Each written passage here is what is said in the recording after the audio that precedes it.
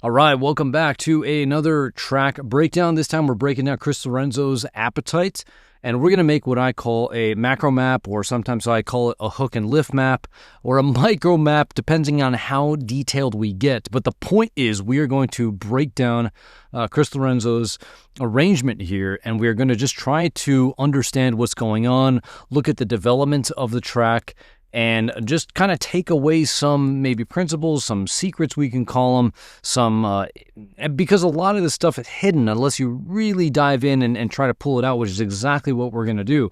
A lot of the insights that you want for your own arrangements and productions in general are hiding in plain sight. You just have to look. And so what I want to do is walk through an analysis of this arrangement.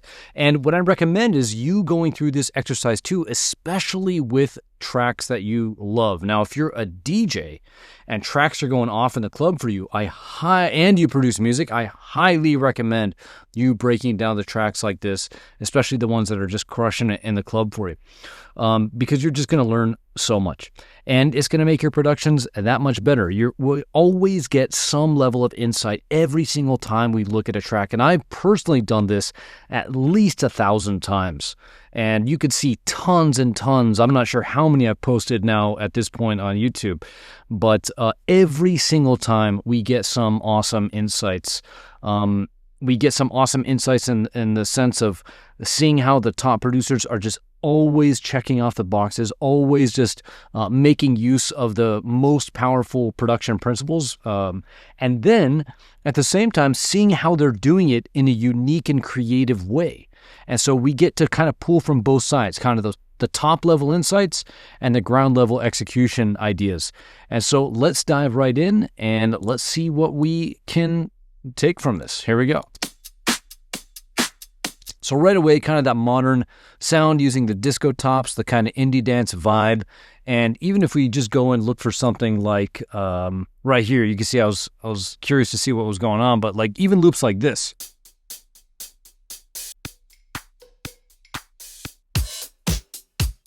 Like, that's just kind of what's going on. So those are just all over Splice. Just literally type in new disco, indie dance, and you'll find loops like this. So now I'm not going to get too detailed with the beat, but one thing I want to point out here, aside from the kind of the indie, I combined indie and disco, but indie dance kind of tops, is he's breathing the clap. Breathing clap is my way of saying that every clap, this clap right here, is slightly different. And what it sounds like to me is just using a little snap on top of it. And so in a little bit of a reverb, so boot, but, boot, flat, but, boot, flat. That's why I call it breathing it, because it's like in, out, in, out, in, out. And so that's cool. But we're not going to dive too deep into that. We're just going to look at kind of the high-level arrangement stuff. So I'm just going to create a MIDI clip here, and we're just going to call this beat, because beat is just drums. And I'm going to call this red, color this red. Okay, cool. So let's see. Now, this right here, again, is just part of that kind of like disco indie dance vibe. It's a splash hat. It's when, like, if a drummer's playing a closed hat, like they have their foot on the hi-hat pedal and they're tapping it, that's a closed hat, but then they momentarily lift their foot off the hi-hat pedal and you get that psst, and then they close it again with their foot. That's a splash hat. And so that's just a classic thing to do right here. Boom. And then he's just finishing it off with kind of like a little 16th note shaker. But very cool. All right, nice. Just a lot of, just right off the bat, just modern kind of production techniques, which is cool because Chris Lorenzo is using the kind of modernish drum sound, but then he's going to do his own crazy shit. So that's always fun to check out. So here we go. Euphoria. So drums continue here. I'm just going to also write HP on here for high pass because we don't have the full kick yet. Now right away we're going to get that vocal. So I'm going to just type in F-Vox for female vocal just to start with, just in case later on if it gets differentiated from like a male. But here we go. Let's see. Euphoria.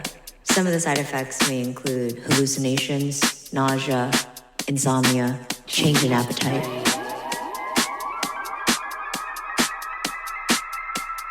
Okay, so, oh boy. Change in appetite. Cool. We'll just call this Siren. So we're just going to go Siren. There we go.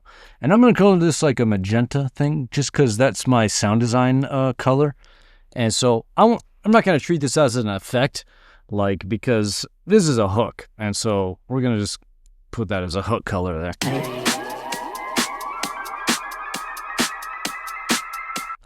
Just for fun, let me kind of show you a tool that you can use to kind of see what's going on here pretty clearly. This is Vision 4X from Excite Audio. Noisy are the guys who kind of made this one. And I really like the spectrogram in this. Isotope used to have a spectrogram where when you hovered over it, you would be able to see the frequencies and stuff. But then they took that feature away. But now with this Vision 4X, I'm able to hover over anything and see it. Now the way the spectrogram works, let me just show you, is that on the bottom here, you have time, and then on the vertical axis here, you have like frequencies. So you can see down here, we have like 30 hertz, then here we have like 1K, and up here we have 20K, and then the brightness of the colors is the volume or the loudness of it. And so for example, if we look at this sound, we can see exactly kind of how it's made, right? I don't have a clue, right? I don't know what the heck this is. This isn't some kind of traditional saw wave and, oh, look, it's going through a filter. This is just some crazy shit going on, but we can kind of see how what's the components of it. So, right, you can see, so that's pitching up right there, and you have this definite harmonic, this definite harmonic. You can see a little bit of stuttering going on. So, stuttering because this is bright, and then it dulls away. There's nothing here. So, again, this is time. And then you can see this delay. Whoop, whoop, whoop, whoop, whoop, whoop, whoop.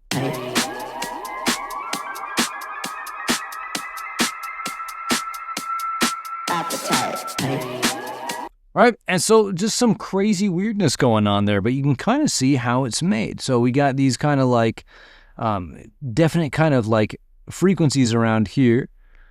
These are all like the main ones are going to be like this, and then like this right here, and then this kind of right here. And so if we wanted to, we can kind of try to recreate that using probably sine waves, a little bit of distortion maybe, and some delay. Like that is a lot of delay. So there you go. I just wanted to show you that. And so, but we'll leave that for a different video because this is not sound design. This is arrangement. But I just wanted to show you that tool because it is pretty cool.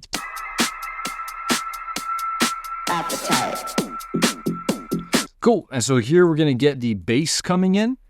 One thing I want to say is like with tech house, like if you go and watch a lot of the tracks I've broken down, I'm thinking of Max Styler. The last one that I did was a couple hours ago actually, and it was Culiano's NYC. But a lot of tracks are going to follow the HD2 formula. And I'm not going to break down that right now, but let me just break down the important part of what I'm going to be talking about. So a lot of times in tracks, you're going to have the intro here with kind of high-pass drums, exactly like what Chris Lorenzo is doing. And then you're going to move into like a bass drop where the bass comes in kind of with the drums, no main vocals yet or anything. And that's just sometimes an easy way for DJs to mix into tracks. But what I've noticed is like Chris Lake and Chris Lorenzo a lot of times is they don't give you your kind of traditional bass drop.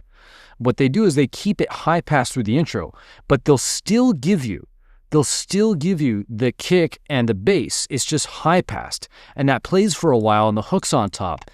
And so by the time you get to the drop, you'll have already internalized the groove and the way that the bass pattern works. And so when you kind of get into the drop, you kind of already have a sense and feel of how you're going to be able to like dance to it. And then you can put the hooks on top. And so another reason why the kind of traditional, like arrangement where you just have like intro here and then you have a bass drop. And again, check out the other bass drop. I'll just do BD and then IN for intro. Another reason why you have like a intro and a bass drop is that for the listener, like especially with the bass drop, you're just giving them the bass. And you're just giving them the drums and the bass, just kind of the primary groove. And then you're going to go into your first break. And then I guess I'll just draw one more thing right here, which is going to be like drop 1. All right. And then in the break, what you're doing is you're giving them, you're introducing the drums and the bass here together in full. And then in the traditional style, you'll go into a break, which is where you remove the low end in some way, usually with a high pass, and then you introduce the main hook of the track. And then those two things, the groove and the hook, come together in the first drop. That is traditionally like what you'll hear in a lot of tracks. Okay. But again, what's going on is a little bit different. What they'll do is like, especially Chris Lake and Chris Lorenzo, and other producers do it too, but consistently I see it from them, is they'll do like an intro and it'll just be beats. And we'll just do like HP beats. And then they'll also and we'll just keep it part of the intro, and they'll do like HP beats and plus bass. Then they introduce the bass, and then at some point they'll introduce the hook, right? And then let me color this blue. And then finally, later on, you'll get, so we'll call this like, and then finally we'll go to the drop. So we'll just do DR for drop, and then we'll be like hook over full groove. All right. And so this is kind of how sometimes their tracks will work. And the thing is, no one's right or wrong here, right? These are just different ways of doing it, because in both cases, it makes it easy for a DJ to work in, right? So in this case, like a DJ in the Chris Lorenzo, Chris Lake track, a lot of times the way they arrange it is they'll just kind of to work in, and then the bass comes in, the DJ doesn't have to do anything with the high pass, and then, I mean, it's probably up for most DJs anyway, and then the vocal comes in, and then it's just really easy to just drop into a groove. A lot of times, other tracks and DJs and producers, they'll have the intro, and then they'll kind of have the high pass up as you're working through the bass drop, and then they'll kind of swap the low end as you get into the first break, and then you just easily go into the drop. So either way, this works for DJs. I just wanted to point out the different ways of handling the intro. And consistently, I see this from Chris Lake and Chris Lorenzo. Not all the time, but I would say like 80% of the time, they'll kind of introduce the high pass drums, high pass bass. They'll put the hook over both of those, so the high pass beats and the bass, and then finally everything will really drop all together, hooks over full groove when you get to that first drop. And this is what we're going to be looking at today. So we'll do like we'll call it the Chris's intro. We'll call it the Chris intro. Man, I want to get both in there though, because I see them both. So we'll call it like the Chris's. Does that work? Anyway, Chris's. I have no idea. I'm just being an idiot now. All right, so then this is going to be traditional. I want to do like Chris squared, but I can't. So we'll do like 2x, which just makes it look really stupid. But there we go. All right, so these are kind of just a little bit of a detour into intro arrangement just to contrast what's going on here from what you traditionally see. Either one works. So, if you're using this as a reference, just go with this. If you're using something else as a reference, at least you can kind of see what's going on. The main thing is just make it easy for the DJ. Don't do anything crazy. But cool. So here we go.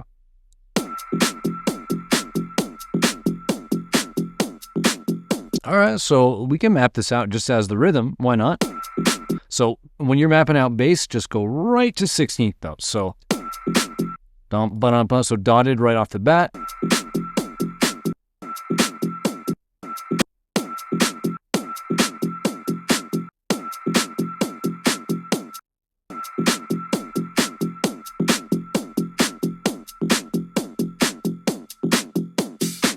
Okay, there you go. So that's it. So we got that little kind of dotted in the beginning, but then it just hits the offbeats. Again, a popular thing to do right now, especially with the offbeat basses. And here we're just getting a little bit of groove, a little bit of syncopation off the bat. So that is cool. So, And this just kind of like hangs out. Who knows? Just like a spills out. There we go. Very descriptive.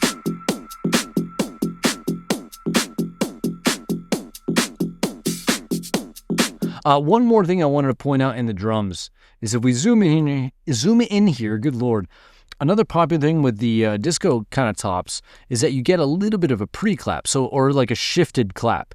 So even right here, I just zoomed in and you can see I'm on a 128th note. So you can see exactly how pre-shifted this clap is. So, you know, a clap could just land, for example, like right here.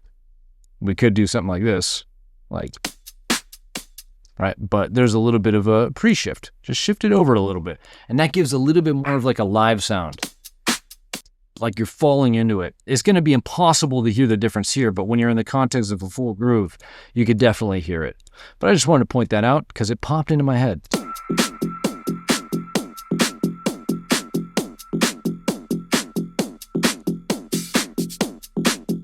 Now, one other thing is on that bass really quick. This is not even that long of a song, and I'm already making it ridiculously long here. But if we just go to get a bass and let me just see something really quick.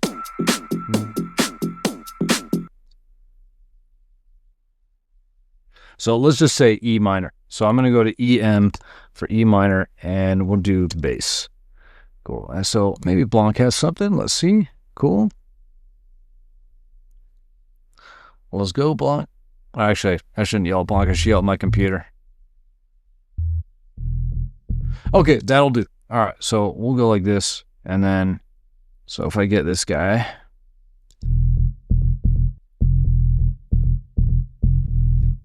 I wonder if I just quickly, I'm going way too deep on this, and then we got to get right back on the arrangement. But if I just go like bump, ba-dum, bump, bump, and just map out what he's doing, bump, ba-dum, bump, bump, bump.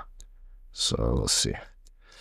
The bass notes are a little bit long in this guy, but we got double. That's what's on this. All right, whatever. We're going to skip that, and we are going to just come back to what the main point of this was, which is just showing you to put, like, you can use erosion, for example, to get that cool little drum sound on there. So if we go get erosion, and let's go to favorites, drop erosion on.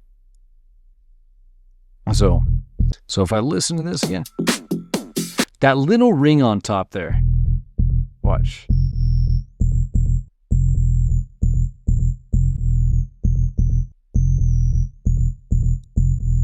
All right, there you go. So that's something you can always add onto basses to give it that texture. And I love that sound. Another thing, like, you could just do anything. A little bit of noise on there, wide noise down the middle. But that little ring, there you go.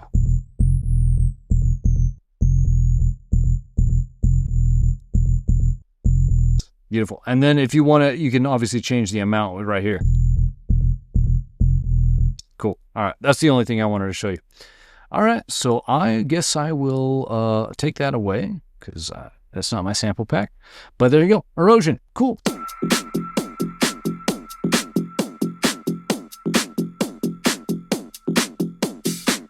Other ways for sure to make that, but that's just a very easy way to kind of get that ring on top of the bass.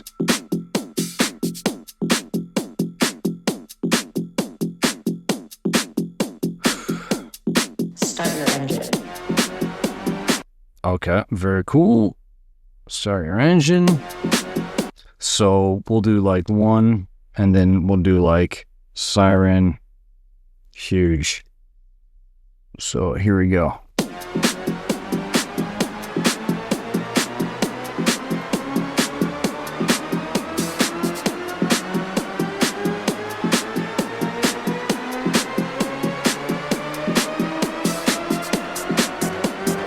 Okay, cool. A little bit of a hat lift right there. I'm going to just add this right here. So we'll do hat. And so you can hear very small hat right here. See that little guy? Tiny. Right? Just barely tapping that small hat. But then we get this little hat. So before, after. Maybe play right here. See that offbeat? Cool, so there we go. You just get a nice little offbeat hat.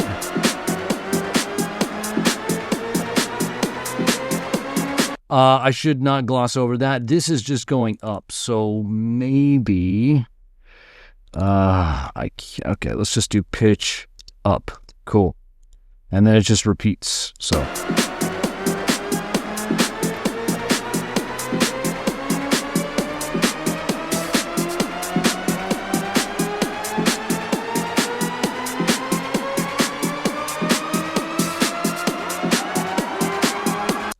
and then we're going to get that other little siren over here coming in. You hear that? So let me play this for you over here. All right. You know what? I'm going to just call this husky. Because if you've ever heard a husky cry, and that's what it sounds like to me.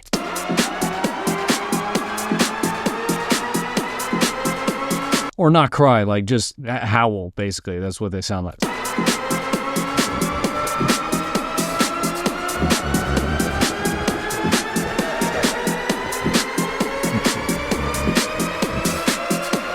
Little vocal, no idea what they say. Maybe it's back here.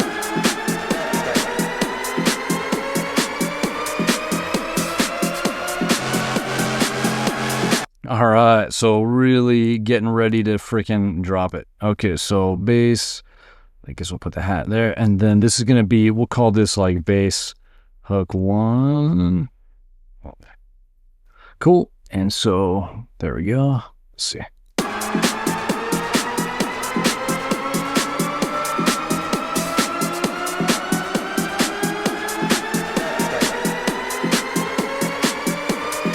They're saying appetite right here.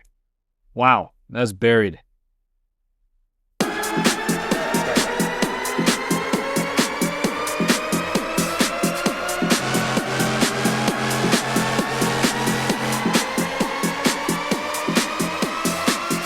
So more of an entry right here.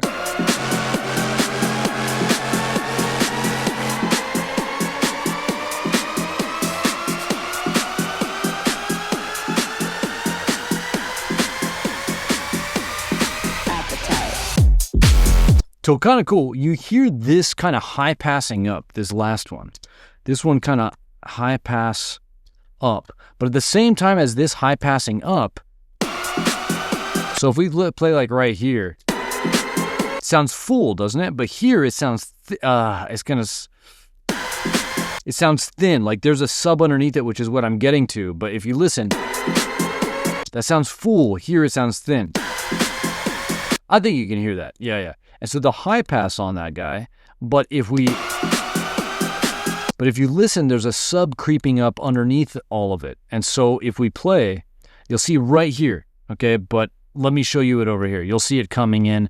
Let me just make sure I know where I'm playing from so you can see it. So let's play from back here, and you'll see a sub coming in. Remember, down here is where the low frequencies are. So...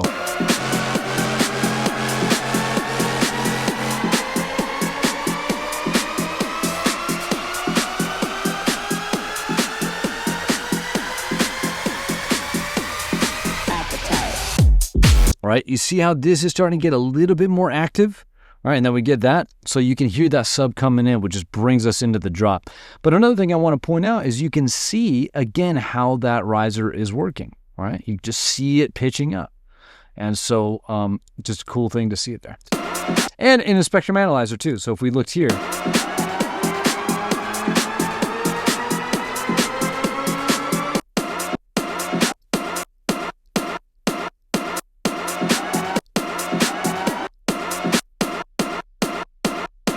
So right here, I'm not going to go deep into this because, I mean, it's tempting to really dive into all this stuff, but I just want to look at the arrangement. But if you look, if I keep on hitting this, I know it's annoying, but you'll see that the bottom of this riser right here is an F. Okay, and then this one up here is also an F. And so this is just a saw wave. And then if I'll watch. And now if I go to the next harmonic, which is this guy right here, this is probably going to be a C. All right, hold on. It's up here, actually. So this is F, F, C. These are the harmonics of the riser.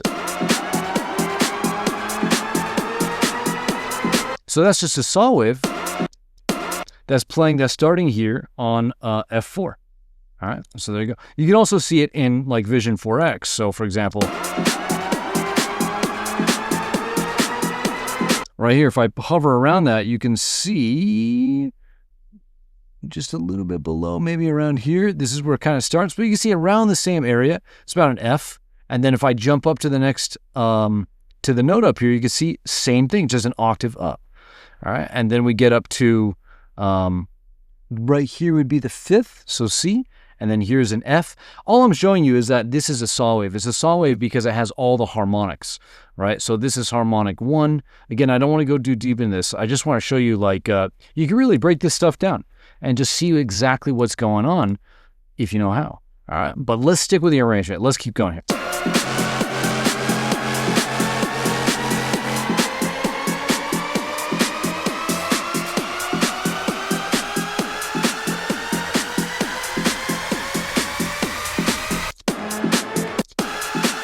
I was listening to see if he is going to open up the cutoff on the bottom of the hi-hat of the bass here, just to let more bass in, but he's not.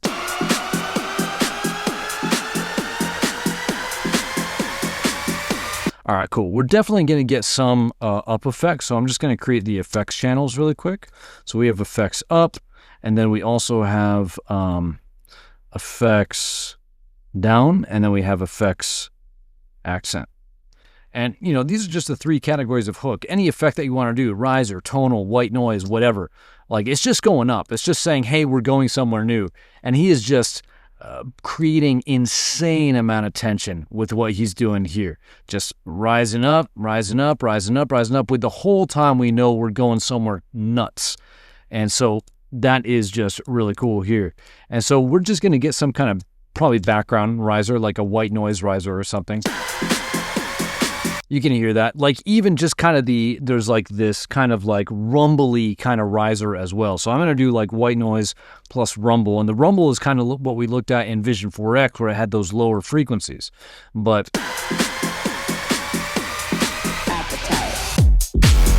boom. And then just cutting everything. Look at this. Just cutting everything. And then just hitting them with a kick. So this is cool because what this does, this is very crazy.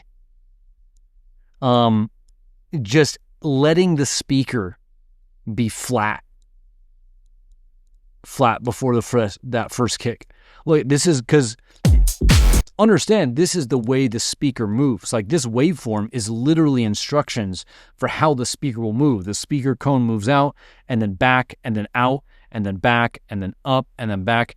And it does it also with these little micro vibrations as well. And that's what creates the sound that you hear, because that's ultimately what's going to translate and your ears are going to pick up. But what happens here is he just making that speaker flat for a 1/28th note. So if I zoom out, and I'm just picking this up myself right now, is like, I'm just interested, like, that's a 1/28th note. Like, there's nothing special really about a 1/28th note, but I'm just noticing, like, he's just cutting it down, everything down to a 1/28th. He's giving that amount of time as a pause before he explodes in the kick. So again, the speaker cone is flat right here. It's just chilling. And then, boom, it just pops with the kick. That is pretty cool. I'm going to actually kind of like isolate this. So at the end of the video, hopefully I'll remember, although that's pretty small, isn't it? I don't know. Hopefully I remember. Okay, if I don't, then, there's going to be other things to look at too, but that's pretty cool. You can't even hear that. Damn, that's cool. Okay, that's really cool. All right, enough of that, but let's just get the rest of it going. Here we go.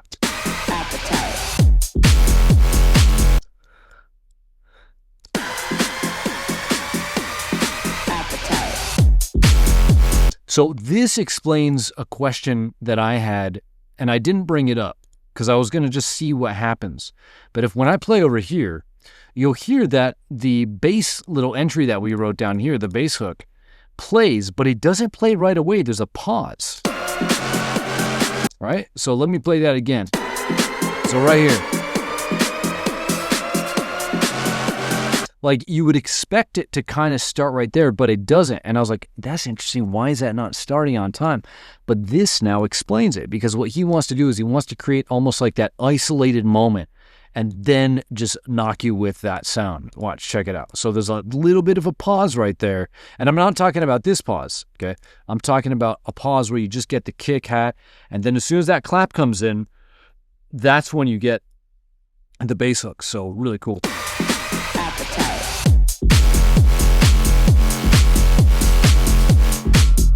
All right, cool. So we are going to actually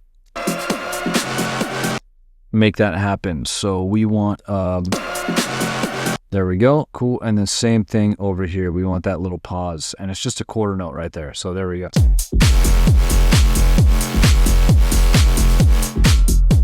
All right, then we get a little bit of a tail. So anything different in the groove? Let's see. Other than the full drums. So we got to bring the beat over here, and we'll just go full kick. Cool. All right, and the bass is still going though, but the bass is going to be playing in full. So same thing, so full.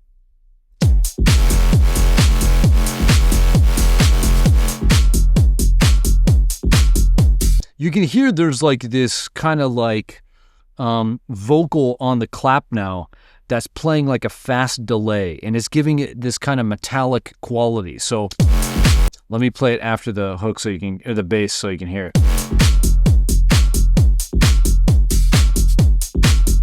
All right, so let's add that. So I'm gonna do like clap accent, and we'll do Vox accent, clap accent, and then Vox, so I know what the accent is. But there you go. Okay, and so let's bring over the hat like this. I'm gonna just bring this down, and this guy's gonna be just on the claps, so that's just gonna be here, and then we can just loop around that guy.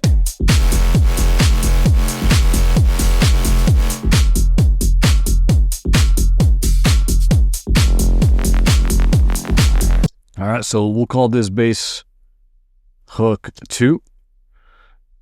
Cool. And so now, question, I didn't pick up on it, but does the bass hook 2 start on the 1, or is there a little bit of a pause like the first bass hook? Same thing. So a little bit of a pause there. So I'm just going to duplicate this and bring it down. So there we go. Cool.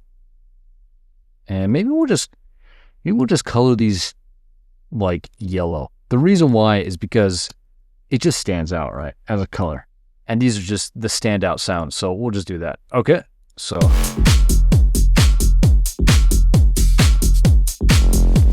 But you still hear the splash hat, and the kind of shaker thing too. Still going.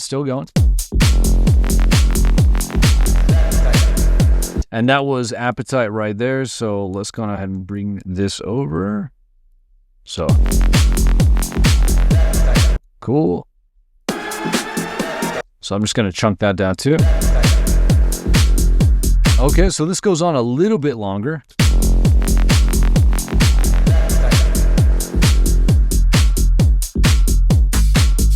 Okay, little bit of a clap fill there, so I'm just going to map that because why not? We've already gone deep. I don't even know why I fight not going deep, because I just can't help it. So a little bit of a clap fill right there, just on the offbeat. Right there, I'll just map it just so you can see it. So it doesn't matter what note, but cool. So if we just zoom in, you can see when that happens. So, okay, cool.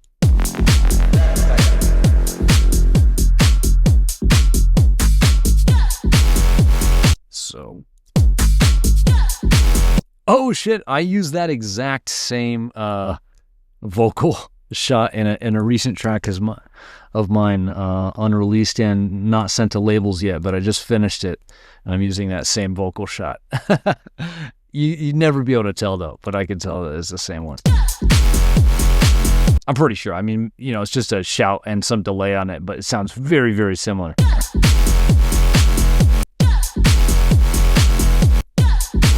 Okay.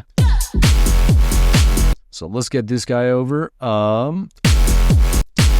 Seeing if there's any change in the sound design, right? Because that would be an arrangement thing, because then we would be developing the sound.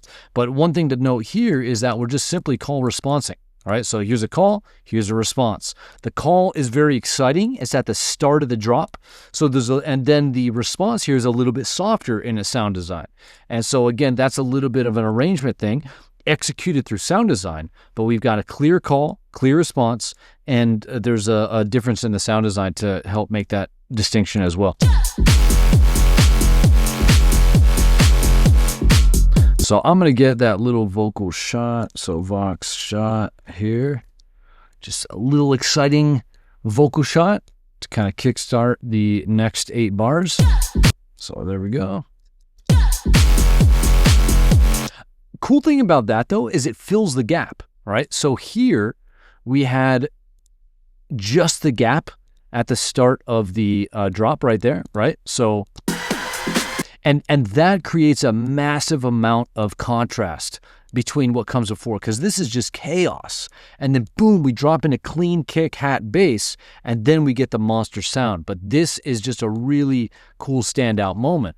But what I'm saying is in the next 8 bars, we're getting a similar kind of pause on the quarter note. However, that gap is filled with the vocal shot. Okay, so here is the drop, right? So it's really impactful when I play it from back here. So play this. Or I'm going to play it. You're going to listen. Here we go.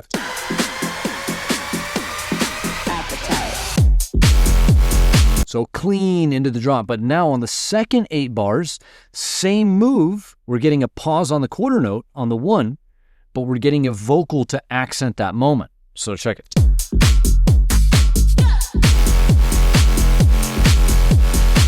So a little bit, you can almost call that call response, you know, like you can really call anything call response, but like, you know, there you go.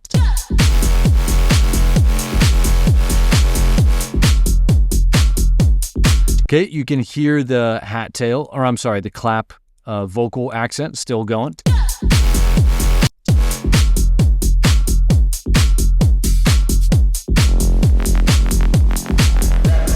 Notice how these the splash hat and the shaker are perfectly placed.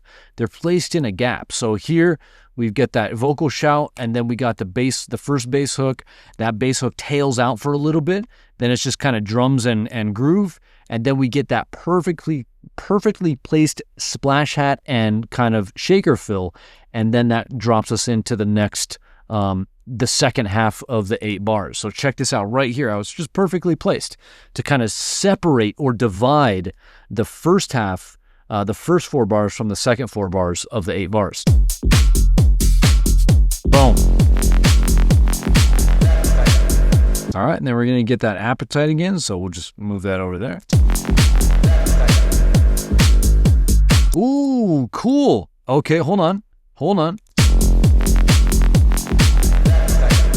All right, so here on this one, we're getting a little bit of a difference. So let's color this a different color here. Maybe just a random color. There you go. This one goes up, so step up. So here's what we'll do, is this one. Let me just see what the frickin' note is.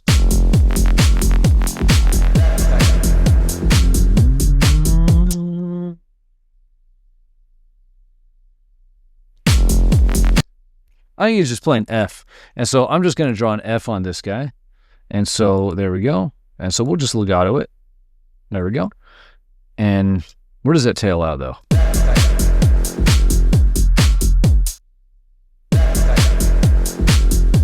So it kind of stops right there. So let's go right there. And that kind of tails. But then this guy, and we'll drop the F here. So kind of sound. So that goes up to the minor third. So that's going up to an A, a G sharp. Well, technically an A flat when you're in the key of F, but that's okay. So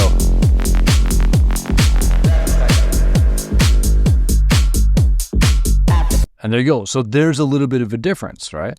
And so now we're starting to get, like, obviously this is a call response here. But what that really does, what this really accomplishes, is it creates a kind of higher level call response between these two 8-bar sections. All right. And so you can kind of see the differences that are going on here. Is like, this is that clean intro, and then we just get the presentation of bass hook 1, bass hook 2. And then here we get the little exciting vocal chop, bass hook 1, then variation on bass hook 2. All right. And you got to understand, like, as a producer, that's enough to keep it interesting. Like, a lot of times producers want to do a bunch of fancy stuff to keep it interesting, but like, notice how simple this is. Like, we just have the drums and the bass, nothing too crazy going on there.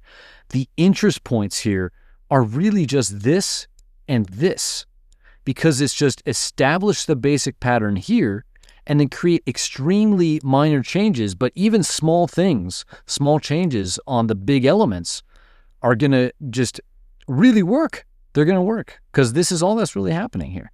And so just take the listener's point of view sometimes. Instead of being a producer trying to do a bunch of fancy things, just like step back, imagine yourself as a listener. You're listening to this and it's like, boom, you just got hit with a crazy moment, then you just got hit with a crazy sound. That's tailing off. You're going to get that little fill with the splash hat and the shaker. That takes you into here. You're going to get the response on that sound with the little appetite in the background. That's a lot.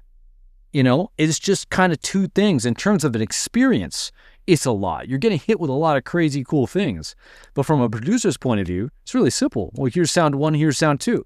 What's so crazy about that? It's not. It's the experience that's cool. And then boom, we get in the second 8 bars. Boom, they get hit with that vocal chop. Then right away, that changes the experience of this sound. All right. And then so now we get this one again. We get that little fill with the splash hat and the double shaker. And then we get into this sound. Now we think it's going to be the same, but then we just get this small little leap up to the minor third. And it's like, oh my God, that wasn't expected. But that's enough to keep it interesting. All right. So let's keep going.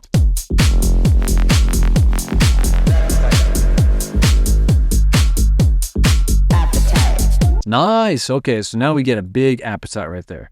So, okay. Whatever. Let's just create like, its own appetite channel. So we'll do like, I don't know, appetite. Oh, we'll just call it appetite. Back. I don't know. BG for background or something. Background. I'm going to spell it out just for if you download this template, you're like, what the hell does BG mean? All right, cool. So let's bring this down and go like that. Cool. All right. So those are our background appetites. And then we have a not background appetite, which happens over here. Boom, appetite. And that is, we're going to put on the female vocal there. Appetite. All right. And then we're going back to some familiar sounds here. So we got that kind of husky howl. I'm changing the name of this. So we're going to do howl, husky. There we go. That makes me feel much better.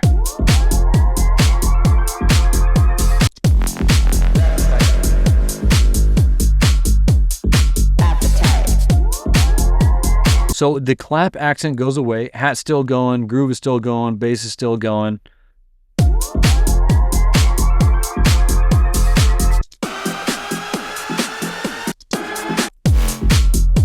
I love that hat. I love that hat.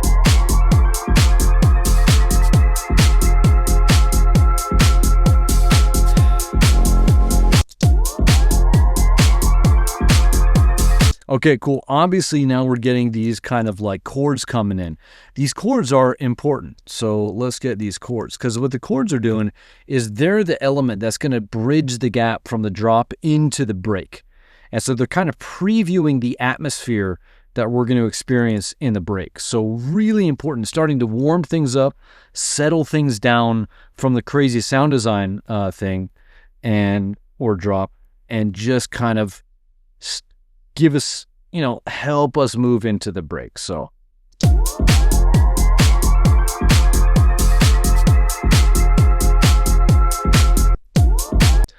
Ah, geez.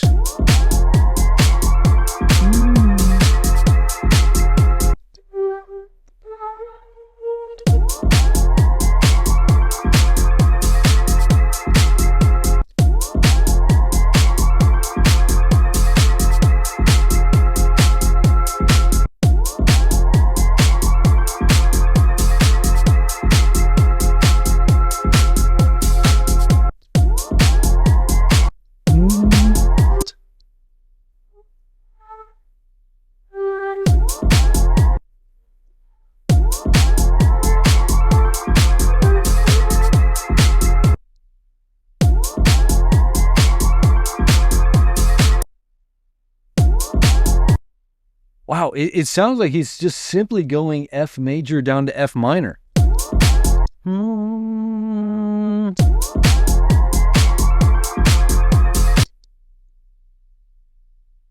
Like some other moves you could do that would be cool would be like F sharp minor, because F sharp minor has A in it. And then if you move from F sharp minor, maybe you can hear it. Yeah, I don't think you can. But if you hear play go from F sharp minor down to F sharp minor, that's a cool movement.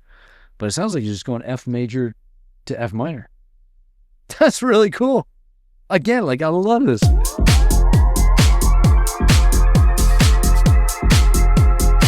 I'm just gonna put that F major to F minor. All right, cool. Maybe I'll just map it out. There we go. That makes sense. So F major, just FAC. And why is it major? Because you have a major third here. So this is the first note, the tonic.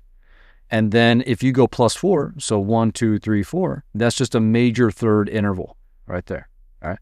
And then F minor is the way you get a minor chord from F major is you just take the third and you just pop it down one. Boop. There you go. F major to F minor, right? You can see the outer kind of voices here, F, and then the fifth above is C. Why is it a fifth? Even though it's +7, 1, 2, 3, 4, 5, 6, 7, because if we go to C, if we go to F, and I'm going to go to major in this case first. So if I fold this, I'm going to get rid of this and refold it. All right. And then let's not fold it, but let's, okay, now I feel like an idiot. How do I fold the scale right now? Well, I feel really dumb right now. Why can't I fold the scale? Okay. Well, someone's going to have to tell me why I'm being so dumb right now, but I can't see it. Doesn't matter. Like the whole point is that he's going from F major down to F minor. And the only difference between F major and F minor is you take that third, that interval of a third right here, the major interval, and you change it to a minor third. A major third interval is just +4. So here's the tonic, and then you just go 1, 2, 3, 4.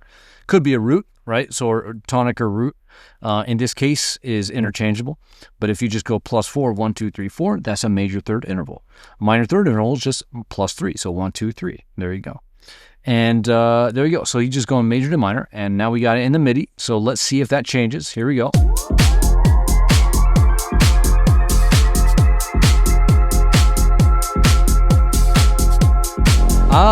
So just staying on the minor chord. All right, so we're just going to pop this over like that. Okay, so now we're getting this sound right here. So I'm going to just duplicate that. Let's see if we're going to get that movement up. Okay, we're going to get our background appetite. So let's move that over.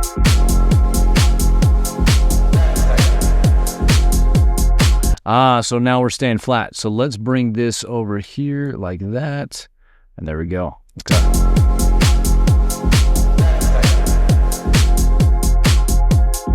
So this is also opening up. So you can hear when we get over to here, it sounds a little bit more shiny, a little bit more shimmery. Here, low pass. All right, so we're going to do a low pass up. It's like that. Okay, here we go.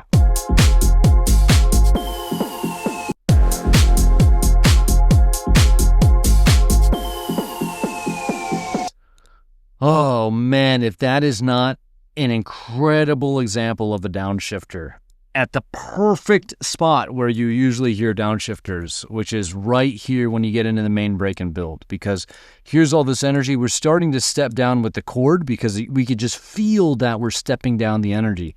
And then right here, we're going to get that kind of tonal downshifter that just explicitly communicates to the listener the energy level is going down.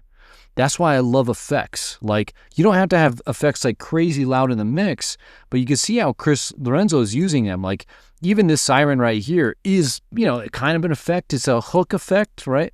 But it's just going up. So it's like, we are building tension. We are building tension. We're still building tension. Now we're building crazy amounts of tension. Boom. And then you go into the drop. But this is just up. Up builds tension, down settles tension or releases tension. So that's what we're getting now at exactly the moment when the tension or when we want to release things and settle the energy. So we're getting both. We're getting white noise and tonal down. All right, so you can hear the white noise, shh, right? Just resonance down. But then here, check this out. So if I go to this guy, so here's the white noise on top. You can see how there's a little bit more of a brightness around this, which means that's where the resonance is. There's a little bit of a resonance boost. And then this guy right here is the tonal downshifter.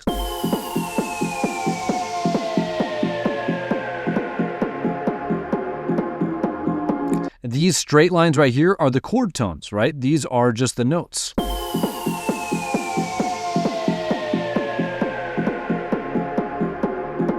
You know what? If we use Vision 4X, I'm not sure why I didn't think about this before.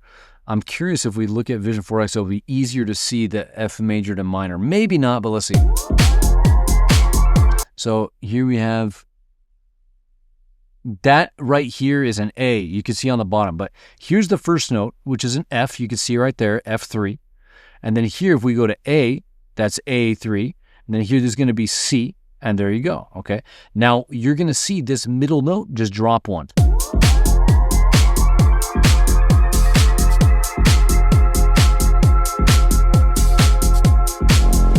Okay, so right here, see, this is where it dropped. Boom. So we're going from F major, F, A, C, down to F minor, which is F, A flat, or G sharp, same thing, C. Okay, so from my point of view, as simple as that is, that's cool. And that's something that I definitely want to use. What a cool idea to just go from major down to minor. That's really cool. And it especially works too because the bass is just staying on one note. The bass is not changing notes. And so you could play major or minor over this. It's not like you're locked into anything. So for example, if we were going to go up here, now hold up. I have this on C, so that might be confusing to you. Let me now change this to F because it's definitely F. So let's go back to here. And then on this guy, let's move this up to F.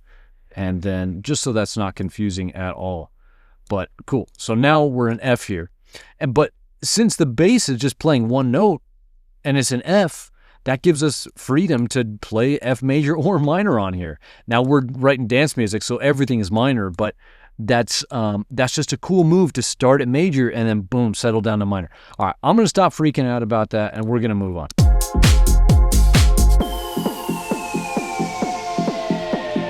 Okay, so we got some of the beat going over. This is just a HP kick. All right, and then we got the bass coming over too. So let's just bring this over. We'll just do HP.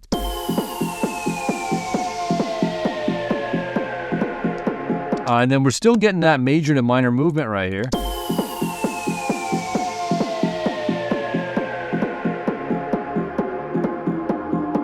Euphoria. Some of the side effects may include hallucinations, nausea. All right, so main vocal going back to the intro. Euphoria.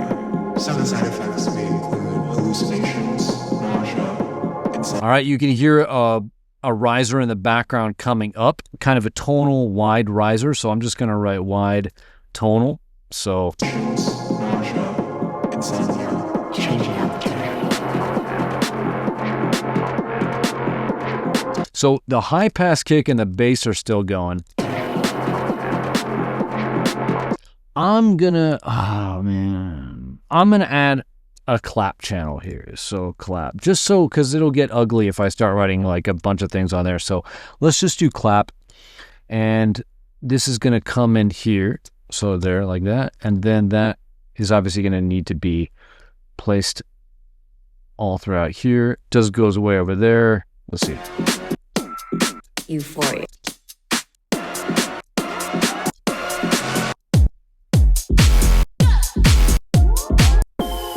Okay, there we go. Cool. So a little bit of a clap lift here.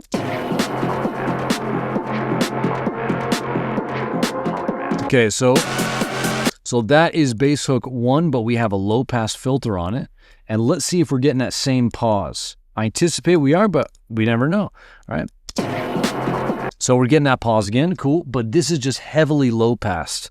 So I'm going to do LP, and let's just change it to another color. We got to zoom in now because Ableton did some crazy stuff with their renaming and the coloring here. It's crazy.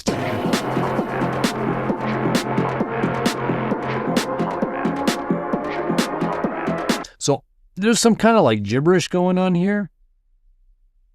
So I'm just going to put that. Did I spell that? No, I spelled gribberish. The hell is gribberish? Could be a cool artist name, though, if anyone wants to have that as their artist name. Random color. I'm not even going to think about it. There we go.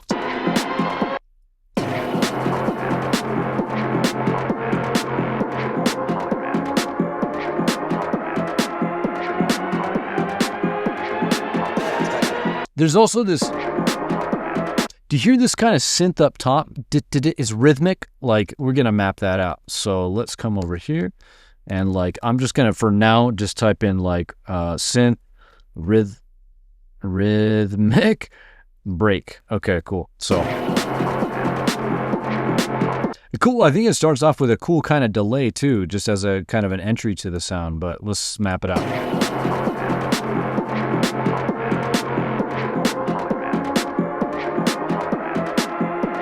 So it's easier to hear around here. So let's play this.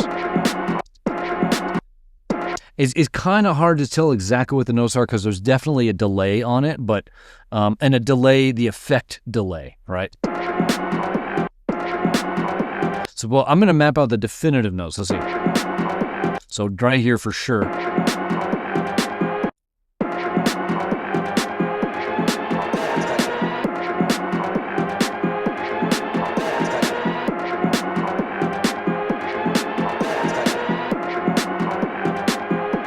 So I think it goes like this. And then we could just loop around like this. So ba-da-da-da, ba-da-da-da, da-da-da, da-da-da. All right, cool. And so let's see if that's right. There's definitely a little bit of a delay on it.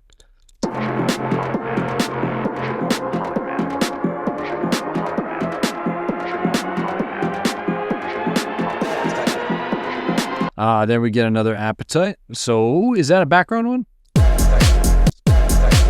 Good.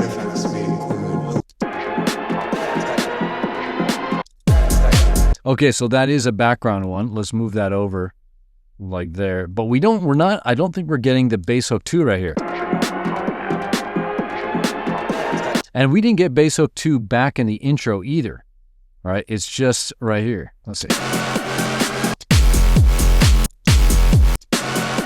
So this one is a little bit low passed also. So I'm just going to write LP on there, which makes sense because holding back, right, for the main event. So there we go. We get that guy low pass.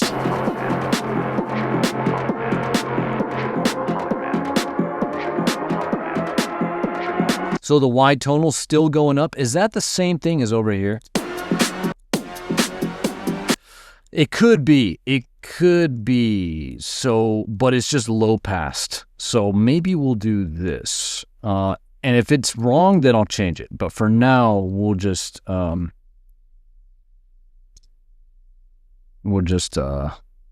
treat it as if it's the same thing. And we'll just color it, again, a random color because it is different. So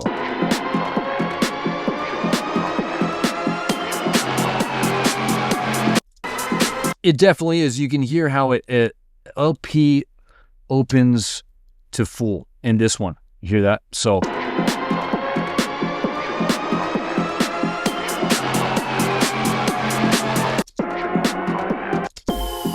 this kick right here is also not just high passed, but it's also low passed.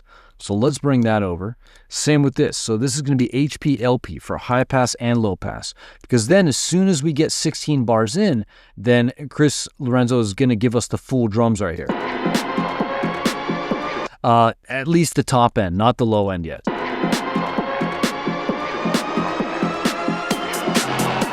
Okay, so let's just do high pass beat. So now we'll do full beat because we're getting everything now. We're getting the hat, I believe. Yeah, I think we are getting a hat. So let's put that there. I'm going to put the hat above the clap, actually, because for me, hats are more important. So we got the hat and the clap. We got the full beat, which means this is basically the kick channel, actually, because there's not a lot going on in the beat. But we are including the splash hat and the shaker kind of thing in this.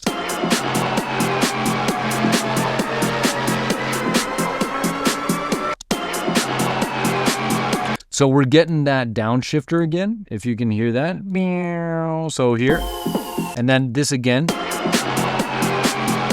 Sounds like maybe a little bit quieter, a little bit more reverb. Also, it could be the fact that all of this stuff is kind of now masking in a little bit more, but...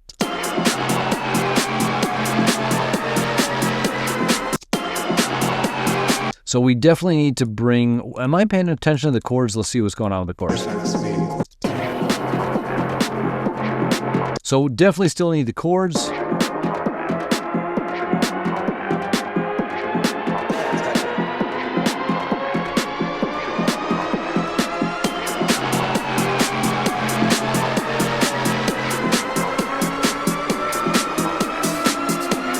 I don't think we're getting the chords here. I'm not hearing them. And yeah, I think that the chords cut out there. So we're making that switch to the build, right? And so this right here is perfect because we're getting, I love this. This is really a good takeaway. Like one of the things you can do to move out of the drop into a break is by just simply using the chords, or you not using the chords, but you previewing whatever creates the atmosphere. It's previewing the atmosphere is what the heck I'm trying to say. And the chords create that soft, open, atmospheric vibe in the breaks right here. That's what's creating that break feeling of things slowing down and opening up and just softening, right? And so what you could do is in your drops to transition into the breaks is start to preview that atmospheric element. There's also things you can do. For example, if you had like a vocal hook in here, you could start to work up through this into the vocal hook, sure. But one of the things that I really love is when you start to preview the atmosphere, because then you get that feeling that we're moving into a completely different world. And that's what's going on here, and I really like that. But then when you're done with the break, which is in this case 16 bars, and this is a traditional 32-bar break and build, is then that starts to go away. The atmosphere starts to go away because we're shifting gears back towards the main drop. All right? And so here we go.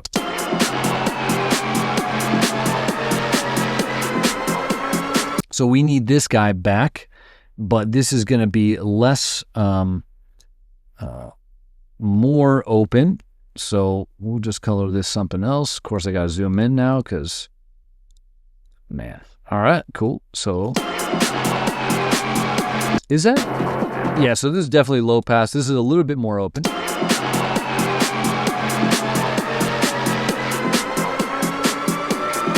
So gibberish kind of continues.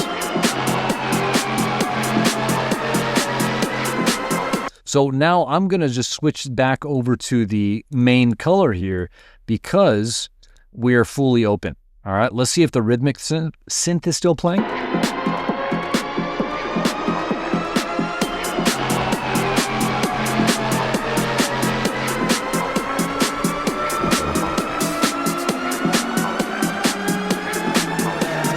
I can't hear it, so...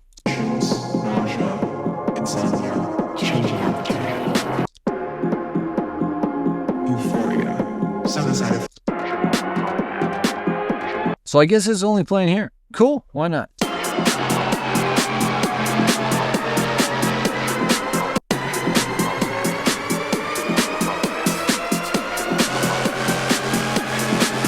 So this is just like almost fully open here. Let's see if it's fully open. Nah, it's still not fully open, but it's more open. Even more open. So, oh my God, Ableton, come on. I mean, I love the updates, but not this one. Not this specific change, I mean.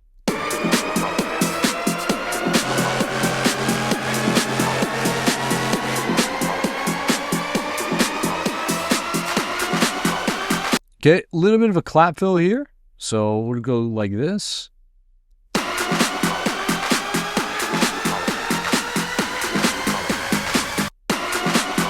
So let's map this out just so you can hear it. So bum ba dum bum. Oh, man.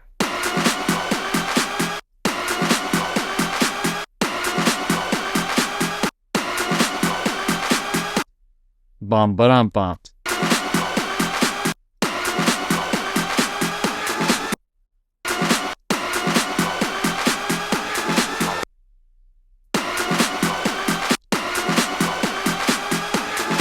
Yeah, that's about right. Bum ba dum bum ba ba bum bum. So this is definitely gaining up, this gibberish. So gaining up. Cool.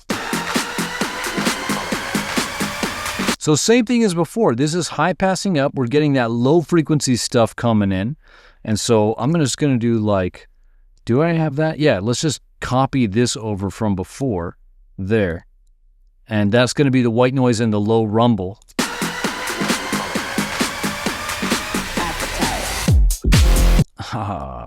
That's so cool. All right, and then we got appetite again. Do we have an appetite payoff over here? Appetite. Oh my God. How the heck did I miss that? That's like the key thing. All right. I was too focused on something else. I think I was freaking out about this thing.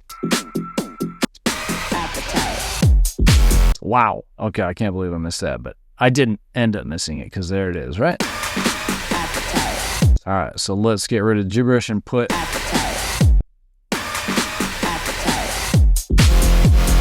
Whoa, jeez. Crazy. All right. All right, let's see if he did that thing again where he just kind of levels out the cone. Interesting. Oh, whoops, I'm looking at the wrong spot. So in this case, a little bit still. A little bit. Just a little. Man, cool.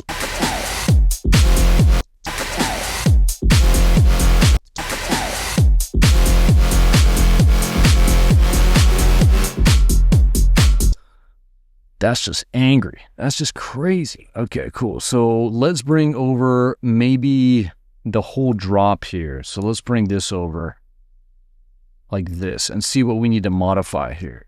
But you could definitely hear we're getting that clean kind of start again right here. But we're getting another layer to this bass hook. So if we listen to this guy, if we listen to this one, it almost sounds like we're getting this siren on top of that. So I was literally about to hit solo.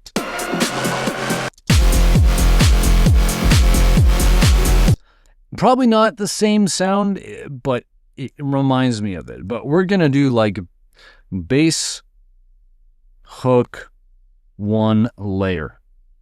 There we go. So we'll just copy this on down. There we go. And we'll color this yellow. Cool.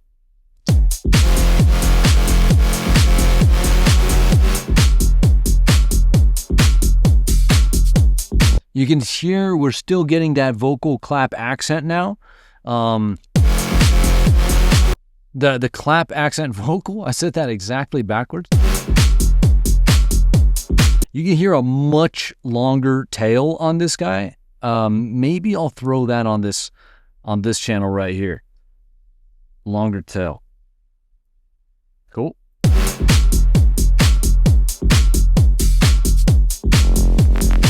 Okay, and then bass hook 2. Background appetite. Ooh, okay, and then he's stepping up early. All right.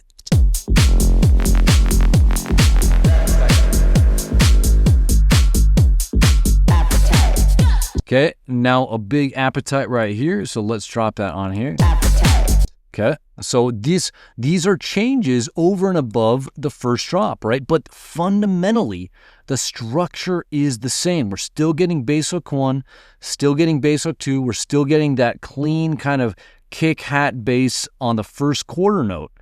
But there's subtle differences. We're lifting with the bass layer here.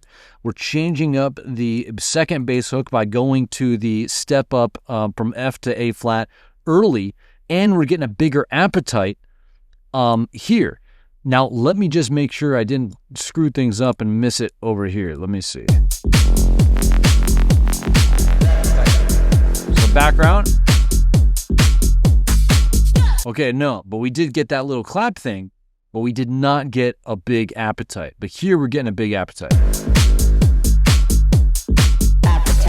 We're still getting the clap if you listen to it, though. We're still getting, and then we're getting this guy, the yeah. Oh my God. All right. So we got to color this one like, that's just crazy. All right. Let's color this like white, the brightest color. All right. Like, okay. Especially off the darker background. So I'm just going to put this longer tail here because that is the same thing. It's just the kind of reverb, metallic sounding reverb that I'm hearing from, you know, the tails of these guys. So.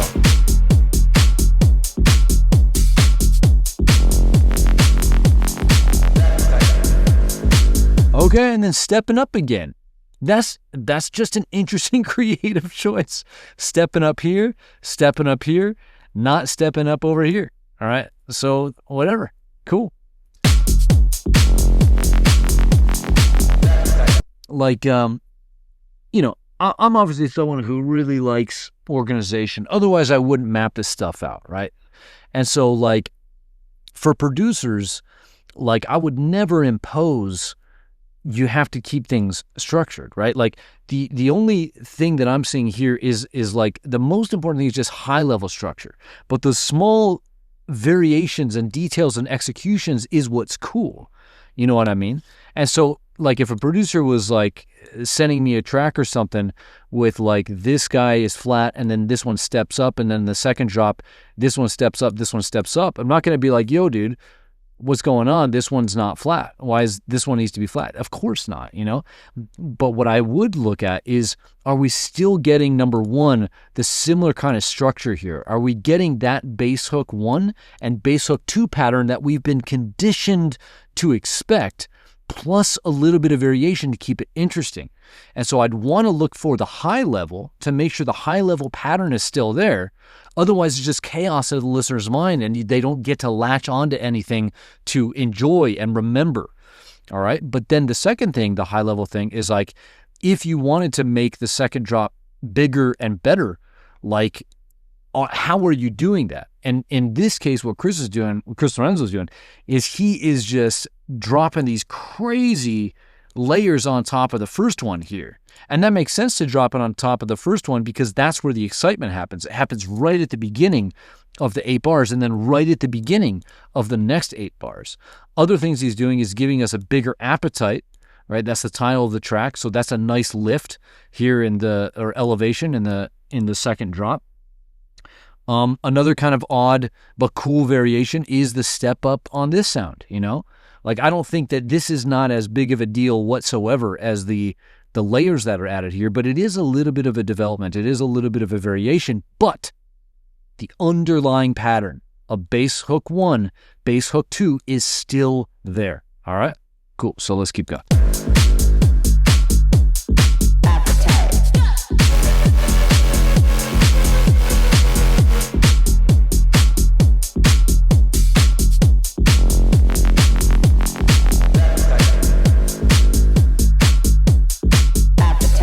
And then we're getting appetite again. Cool. So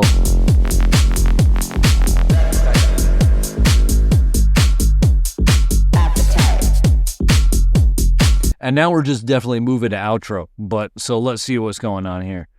So no chords here. No husky howl or howl husky.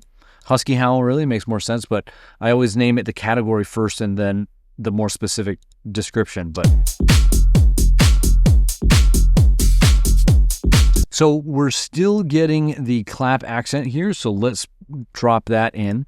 You can hear the bass ringing on the bass. I just want to point that out to you so you can listen for it.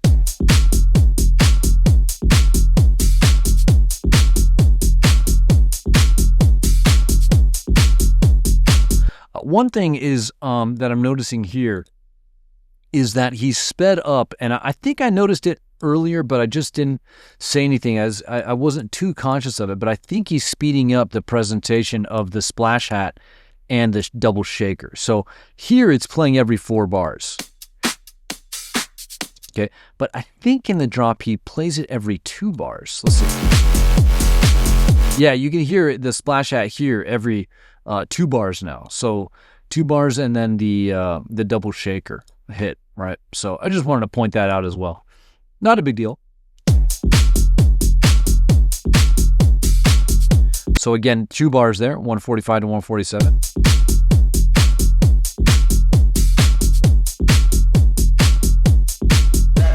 I was wondering, that's why I highlighted it. I was like, are we going to get it? And we still got it. All right. Ooh, that's a cool delay on there. I guess it plays on all of them, but just a really cool kind of metallic dubby space echo type of thing.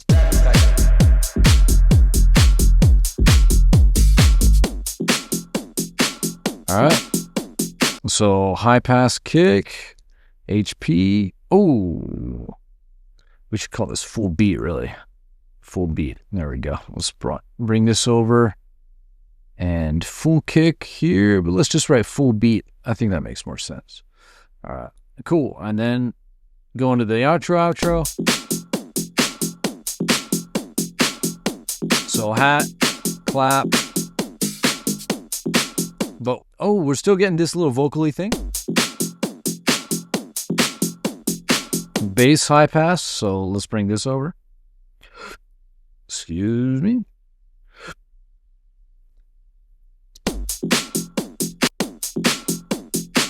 You can hear the little extra bass just kind of coming over.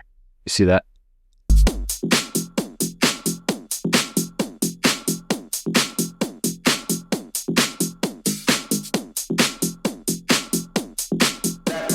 What that tells me, though, is it Chris Lorenzo might be it's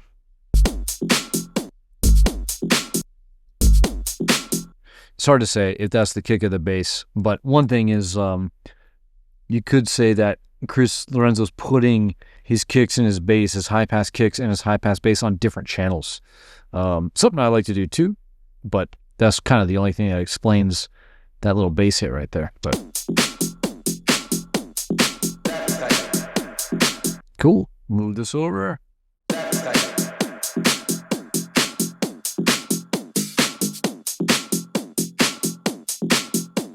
Oh, hold up. Oh, damn. I missed that the whole time. Okay. All right. Fair enough. Okay. So what we got to do is come in here and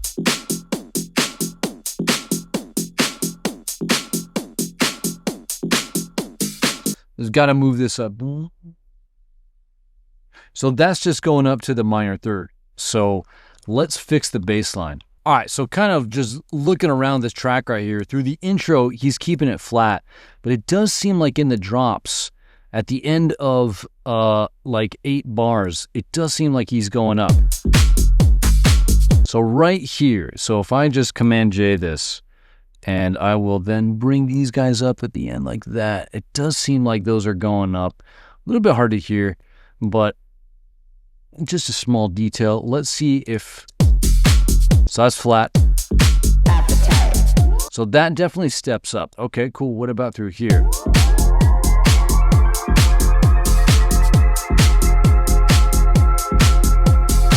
So that stays flat. Okay, what about here?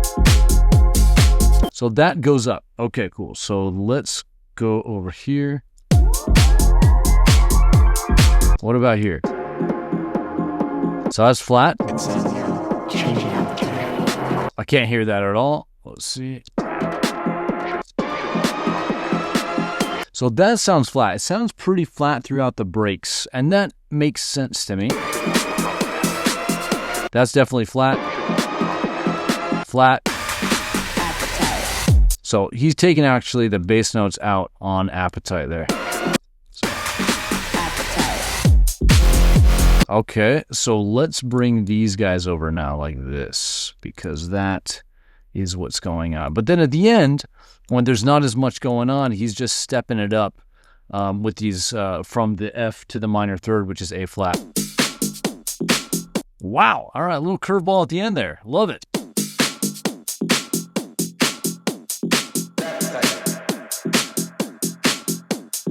Appetite. Okay.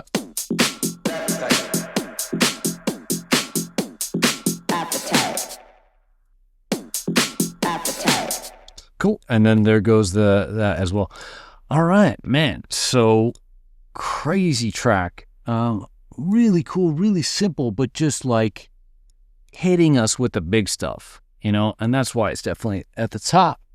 But I remembered this guy. So just zooming out, like I loved this little guy. This was a cool insight for me. But in terms of arrangement, what can we learn? Well, we already kind of went over in depth the intro here, but in the Chris Lake and Chris Lorenzo style, you got the high pass intro, then you bring a high pass bass in. You could also bring in the hook as well, but usually those three things, you've got the high pass drums, you've got the high pass bass and the hook in some kind of configuration playing through the intro, and then you're going into some kind of build that drops into kind of your main drop right away. So you don't get the traditional bass drop where it's just kind of the groove for a little bit, maybe a little bit of splash of some teasing, some hooks. But then what else? So what about the drops? One other thing, arrangement thing I want to point out is just this dramatic use of a riser here. Super dramatic. And it just creates so much tension.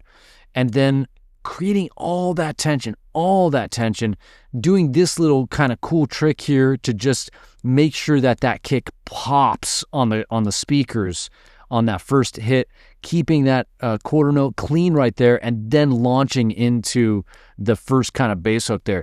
Just small details, but extremely large impact, right? And that's what you want to go for. Is like, you know, I see a lot of producers sometimes just focused on these excruciatingly small details, but they're also low impact in terms of the listener experience. And so what you could do is you could look at things like this. Like, these are small details. Like, that thing's like about as small of a detail as it gets, but it has a big impact literally on the speaker when the kick hits, you know? And then also here, keeping the quarter note clean so that, boom, that freaking sound design just launches on the clap there. Small details, but massive impact. All right. And so then also keeping the arrangement, first 16 bars, really simple. You're just doing a very simple call response on the bass. Obviously, the sound design is the key element of this to make it cool and interesting. But then you have bass hook 1, response, bass hook 2. Then you get bass hook 1 again, call in the second 8 bars, and then you get the response, but it's just a little bit different. It steps up in this case. Another cool thing is we get that clean quarter note on the first 8 bars, but then on the second 8 bars, we get that little vocal chop to fill that gap and just accent that a little bit. So just a little bit of variation, so it's not this stale, empty quarter note every single time. I really like that. And then, so just very simple 16 bars, leveraging massive hooks, extremely simple groove, huge sound design hooks, and that's where it's at. Like, man, just big things, just doing big things on big things. And then we have a little bit of we're starting to kind of settle the energy, cool the energy down a little bit by previewing the atmosphere that we're using in the breaks here, he's using in the breaks here, and just kind of working that in as a transition into the breaks through that last 8 bars. All right, so 16 bars, A section, B section, kind of, right? Kind of just pattern, same pattern variation a little bit. And then third 8 bars here is just starting to transition into the break using those chords.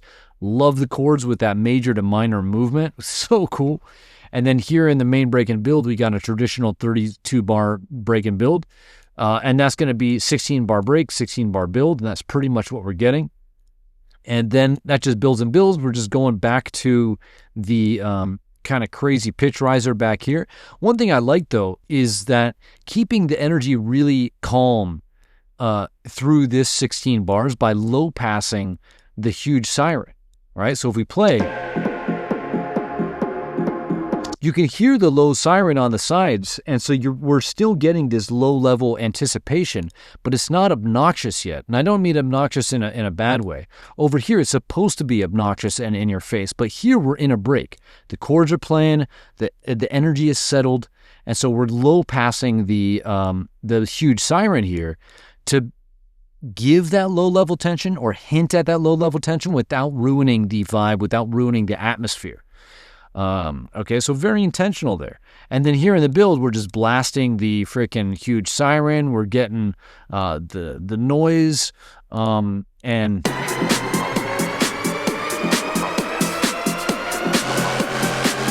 getting these guys just a preview for when that thing finally opens up all the way here.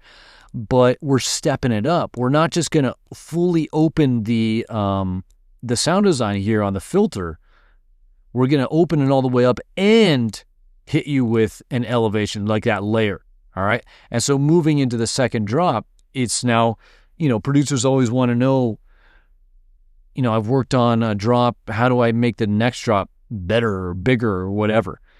And that's a good question, but you don't have to be crazy, right? So it's same underlying structure, but we just get this layer on top. Listen to the difference. Watch this. That's insane. But then this is next level insane. And then this is next level insane.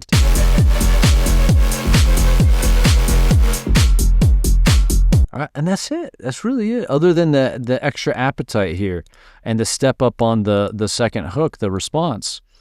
Pretty simple. I guess that's the biggest takeaway is just focus on the big shit because everything else here is pretty simple. And I guess that's it because it's pretty simple, it's pretty short, it gets to the point. It's just awesome. All right, so that's all I got. If you want to add your own comments and insights on this track, if I missed something and you want to let us all know, leave a comment down below. Also, if you have any questions on what I covered here, leave those down in the comments. Love this track, crazy track, and I will see you in the next breakdown. Peace.